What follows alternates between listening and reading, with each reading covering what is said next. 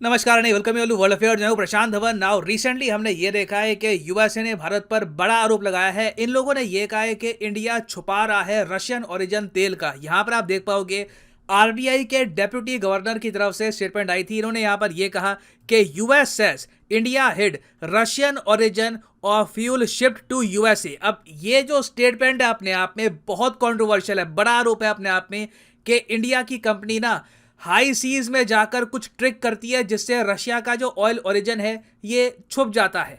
और यूएसए की तरफ से ये जो आरोप है ये एक ऐसे टाइम में आया है जब रिसेंटली ही हमने देखा कि यूएसए ने अफ्रीकी कंट्रीज को, जी हाँ अफ्रीकन कंट्रीज को यूएसए ने ये कहा है कि आपको ना हम बुरी तरीके से दंडित करेंगे अगर आप रशियन सैंक्शन ऑयल लगातार परचेज करते रहते हो। यहां पर आप देख पाओगे, मैं आपको आर्टिकल दिखा रहा हूं एसोसिएटेड प्रेस का, कि African nations could face consequences if they trade US sanction commodities such as Russian oil. ये कह रही है कि ग्रेन तक तो ठीक है, अगर तुम रशिया से गेहूं परचेज कर रहे हो, ग्रेन परचेज कर रहे हो, वो बर्दाश्त है, मगर तेल परचेज नहीं करना। ये कहा है ऑफिशियली यूएसए के एम्बेसडर टू यूनाइटेड नेशंस ने। तो डिस्कस करेंगे इस वीडियो में कि यूएसए का आरोप क्या है इंडिया को और क्यों ये आरोप काफी हद तक सेंसलेस है। It doesn't really make any sense. और मैं एज एन इंडियन ये नहीं कह रहा, ये मेरी ईगो स्टेटमेंट नहीं दे रही।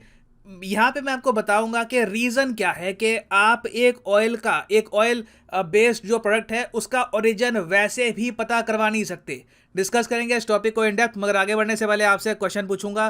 क्वेश्चन यहाँ पर यह है कि वो कौन सा देश है जिसने इतिहास में पहली बार एक आर्टिफिशियल एम्ब्रियो क्रिएट कर दिया। आपको पता होगा एम्ब्रियो के लिए हमने सारी उम्र साइंस में यही पढ़ा है कि आपको स्पर्म चाहिए, एग चाहिए, मगर इस कंट्री के साइंटिस्ट ने यह कहा कि नहीं, ना स्पर्म चाहिए ना एग चाहिए, इन दोनों के बिना भी यू कैन क्रिएट लाइफ। बड़ी अचीवमेंट है अपने आप में। बताइए ये रिसेंटली किस कंट्री ने करके दिखाया है? यूएस, रशिया, इजराइल या फिर चाइना? कमेंट सेक्शन में करिए उत्तर। सही आंसर मैं आपको दूंगा वीडियो के अंत में। ओके, तो आई एम श्योर रिसेंटली आपने ऐसे आर्टिकल्स बहुत देखे होंगे और आप भी काफी परप्लेक्स्ड फील कर रहे होंगे, कंफ्यूज फील कर रहे होंगे कि यूएस कह क्या रहा है कि इंडिया ने छुपाया है Russian origin of fueled ship to US. तो ये पूरा टॉपिक समझने के लिए पहले आपको जानना होगा कि 8 मार्च 2022 को क्या हुआ था। मार्च की शुरुआत में यूएसए ने दुनिया को अनाउंस कर दिया कि इन लोगों ने Russian oil, liquefied natural gas मतलब कि एलएनजी और कोयला, ये तीनों बैन कर दिए हैं। और ये भी बोल दिया कि इन 3 कमोडिटीज के कोई भी प्रोडक्ट यूएस इंपोर्ट भी नहीं करेगा। मतलब कि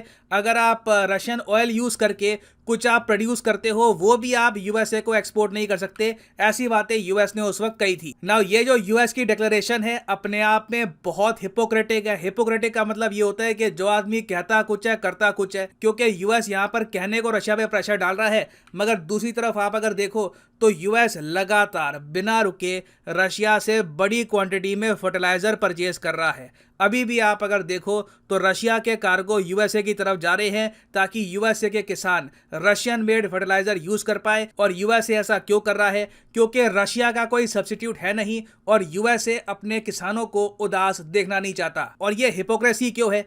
क्योंकि यूएसए का वॉशिंगटन पोस्ट फिर ठीक इंडिया को कहता है कि इंडिया देखिए रशिया का फर्टिलाइजर परचेज कर रहा है, और इससे यूएसए के सामने चैलेंज खड़ा हो जाता है कि हम मॉस्को को कैसे आइसोलेट करें। अब इसलिए मैं देखता हूं कि यूएस चाहे लाख अच्छे काम कर ले। अभी आपको पता होगा कि लाइन ऑफ एक्चुअल कंट्रोल के पास इंडिया और यूएस के सोल्जर्स उत्तराखंड में एक युद्धाभ्यास करेंगे। वैसे यूएसए ने बहुत अच्छे काम भी किए इंडिया की और जगह हेल्प भी करी है, मगर कई काम इनके इतने ज्यादा हिपोक्रेटिक होते हैं कि it doesn't make any sense. और मेरे ख्याल से यूएसए को इन द फ्यूचर यही करना होगा, अपनी पॉलिसीज खुद देखनी होगी कि हम बोल क्या रहे हैं, हम कर क्या रहे हैं और दुनिया में हमारी इमेज क्या बन रही है। तो खैर फर्टिलाइजर वाली बात अलग है। उसके अलावा देखो यूएसए में एक डर बहुत ही लंबे समय से यह है कि रशिया का ऑयल हमने बैन तो कर दिया, मगर रशिया के ऑयल के जो प्रोडक्ट्स हैं, देखो कच्चे तेल का डायरेक्टली तो कुछ यूज होता नहीं है। कच्चे तेल से आप डीजल, पेट्रोल, उसके अलावा वेरियस और कमोडिटीज बनाते हो, उनका उपयोग किया जाता है। तो यूएसए को डर ये था कि इंडिया जो एक बहुत ही बड़ा एक्सपोर्टर है पेट्रोलियम प्रोडक्ट्स का, क्योंकि हमारे देश में रिफाइनरीज बहुत सारी है, कच्चे तेल के हम बनाते हैं प्रोडक्ट और उनको हमारी बड़ी कंपनीज फॉर एग्जांपल रिलायंस हो गई, ये एक्सपोर्ट करती है। तो इनको डर ये था कि रशिया का तेल जो इंडिया परचेज कर रहा है बड़े स्केल पर, इससे जो प्रोडक्ट्स बन रहे हैं ये घूम फिर के यूएस की मार्केट पे तो नहीं आ रहे, क्योंकि ऑलरेडी रिसेंटली पता लगा है कि इंडिया ने चाइना को भी ओवरटेक कर लिया है as the biggest importer of seaborne Russian crude oil. तो जो ये डर यूएसए में कई महीनों से था, फाइनली यूएसए की गवर्नमेंट की जुबान पे आ चुका है। रिसेंटली यूएसए के ट्रेजरी डिपार्टमेंट ने इंडिया के आरबीआई के डेप्यूटी गवर्नर को यह कहा कि देखो, हमें शक है कि आपकी एक कंपनी क्या करती है, गलत तरीके से रशियन ऑयल का ओरिजिन छुपाती है हाई सीज में ट्रेड करके। अब यहां पर आप कहोगे वेट वेट, इसका मतलब क्या है? यूएसए यहां पर यह कह रहा है कि कई भारत की कंपनियां हैं, ये क्या करती है कि रशिया से तेल तो परचेज करती है और उस तेल के जो प्रोडक्ट्स हैं ये यूएसए को ये लोग एक्सपोर्ट भी करते हैं, मगर ये बात छुपा के कि यहाँ पर जो तेल यूज किया गया था इसका ओरिजिन रशिया का है। ये कैसे होता है? तो यूएसए के हिसाब से यहाँ पर क्या होता है कि इंडियन और रशियन कार्गो ये मिलते हैं हाई सीज में। हाई सीज का मतलब होता है इंटरनेशनल वाटर। एक कंट्री की जो कोस्ट लाइन है उससे 12 नॉटिकल माइल आप अगर जाओगे तो आपका होगा टेरिटोरियल सी, 24 नॉटिकल माइल में आपका होगा कंटेजियस जोन, फिर 200 नॉटिकल माइल्स तक होगा आपका एक्सक्लूसिव इकोनॉमिक जोन, उसके बाद स्टार्ट हो जाते हैं हाई सीज। तो हाई सीज आप कह लीजिए वो पानी होता है, वो ओशन का पार्ट होता है जो किसी भी कंट्री को बिलोंग नहीं करता। तो यूएसए के हिसाब से हाई सीज में जाकर ना इंडियन कंपनी की कार्गो ऑयल चुपचाप ट्रांसफर कर लेती है रशियन कार्गो से और उसके बाद ये ऑयल वापस जाता है इंडिया में। जब इस तेल के ये बनाते हैं पेट्रोलियम प्रोडक्ट्स, तो किसी भी एंट्री में कहीं भी लिखा नहीं जाता कि यहाँ पर तो रशियन क्रूड ऑयल का इस्तेमाल हुआ था। और इसी तरीके से मिलियंस ऑफ डॉलर्स के इस टाइप के जो प्रोडक्ट्स हैं ये पहुंच जाते हैं यूएस मार्केट में और अमेरिकन्स को पता ही नहीं लगता कि ये इनडायरेक्टली रशिया को ही फंड कर रहे हैं, रशिया के प्रोडक्ट्स को ही सपोर्ट कर रहे हैं। इसलिए आपने देखा होगा ऐसे जो बहुत सारे आर्टिकल पब्लिश हुए हैं यहाँ पर हाई सीज लिखा हुआ है कि रशियन टैंकर जो है ये इंडियन टैंकर को दे देते हैं ये ऑयल हाई सीज में, उसके बाद ये तेल आता है गुजरात में और फिर यहाँ से इसकी रिफाइनिंग करके इसको पहुंचाया जाता है यूएसए में। यूएसए का कहना यह है कि अगर ये सारे प्रोसेस में ट्रांसपेरेंसी हो जाती है तो यूएसए को पता लग जाएगा कि कितना सारा रशियन ऑयल घूम फिर के, रशियन ऑयल के जो प्रोडक्ट्स हैं ये घूम फिर के आ रहे हैं अमेरिकन मार्केट में और फिर हो सकता है कि यूएस एक्शन भी ले। मगर यूएसए का जो पूरा ये तर्क है इसमें प्रॉब्लम ये आती है कि देखिए ओरिजिन क्रूड ऑयल का क्या है ये 90% प्रोडक्ट्स में आपको पता ही नहीं लगेगा। कुछ प्रोडक्ट्स होते हैं जहां पर डायरेक्टली आप क्रूड ऑयल से एक बनाते हो प्रोडक्ट, तो आपको बताना होता है कि कौन से क्रूड ऑयल का यहाँ पर यूज़ किया गया है, क्योंकि क्रूड ऑयल का जो ग्रेड है वो मैटर करता है और उसी के हिसाब से जो आपका एंड प्रोडक्ट है उसकी प्राइसिंग होती है। मगर 90% जो चीज़ें हैं उसमें पता लगेगा नहीं कि कच्चा तेल आया कहाँ से था, सऊदी अरेबिया का था, रशिया का था या कहाँ का था।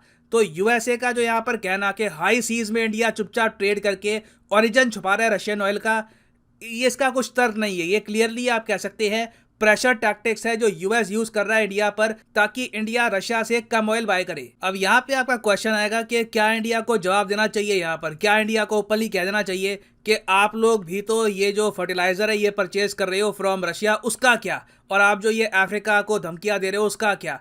तो देखो प्रॉब्लम यहाँ पर यह है कि यूएसए ने ऑफिशियली ये बात इंडिया को ओपनली तो कही नहीं है, ये तो आरबीआई के डेप्यूटी गवर्नर ने ये बात इंडिया के सामने रखी है कि मुझे यूएसए की तरफ से ये बात ही बोली गई। तो I think for the time being India इसका रिएक्शन देगा नहीं, मगर यूएसए का प्रेशर अगर लगातार ऐसे बनता रहता है तो जयशंकर साहब इस पर कमेंट पहले ही कर चुके हैं कि हमसे ज़्यादा रशिया का फ्यूल यूरोप आज भी परचेज कर रहा है। I think USA should look at that और इंडिया को जहां से अपनी एनर्जी नीड्स पूरी करनी होगी हम पूरी करेंगे। ऑयल के रेट्स रिकॉर्ड तोड़ हाई पे हैं, हम लोग ऐसे समय इंटरनेशनल मार्केट प्राइस के हिसाब से अगर ऑयल परचेज करेंगे तो हमारा बजट बहुत ही नेगेटिव तरीके से इम्पैक्ट होगा। तो मैं उम्मीद करता हूं कि अब आप ये इशू प्रॉपरली समझ गए होंगे। ना वापस आते हैं क्वेश्चन की तरफ कि रिसेंटली किस कंट्री के साइंटिस्ट ने प्रिपेयर किया है आर्टिफिशियल एम्ब्रियो। तो सही उत्तर यहाँ पे है option C, the country of Israel. यहाँ पर आप देख पाओगे Israeli scientist grow synthetic mouse embryo in a lab through stem cells. जी हाँ, यहाँ पर इन लोगों ने स्पर्म और एग को बिल्कुल बाईपास करके सीधा एक एम्ब्रियो क्रिएट कर दिया। This is historic. और फाइनली यहाँ पर मैं ये भी ऐड कर दूं कि लाइफ में अगर आप एक बार प्रॉपरली यूपीएससी एग्जाम की तैयारी करना चाहते हैं, किसी भी एग्जाम की तैयारी करना चाहते हैं, चाहे आईआईटी हो, बैंक हो, तो सिंपली जाइए कमेंट सेक्शन में आपको मिलेगी ये पिंड कमेंट और यहाँ पे आप परचेज कर सकते हैं the course of your choice. For example let's say आप प्रिपेयर कर रहे हैं फॉर यूपीएससी, क्लिक करिए यूपीएससी पर और यहाँ पे आपके सामने खुल जाएगा ये पेज और यहाँ पे आप परचेज कर पाएंगे UPSC course for 36 month as well. अगर मान लीजिए आप एक कॉलेज स्टूडेंट हैं, अभी आपके पास टाइम है 2-3 साल का, आराम से यूपीएससी की प्रिपरेशन करनी है, तो 36 महीने का जो कोर्स है ये भी आप कर सकते हैं परचेज। मगर जो प्राइसेस यहाँ पर लिखे हैं ये पे करने की जरूरत नहीं है। सिंपली यहाँ पर कोड यूज करिए PD10 and the prices will start falling. So use the code PD10 and save money. So इसी नोट के साथ ये है वीडियो का। Thank you for listening and as always God bless you all.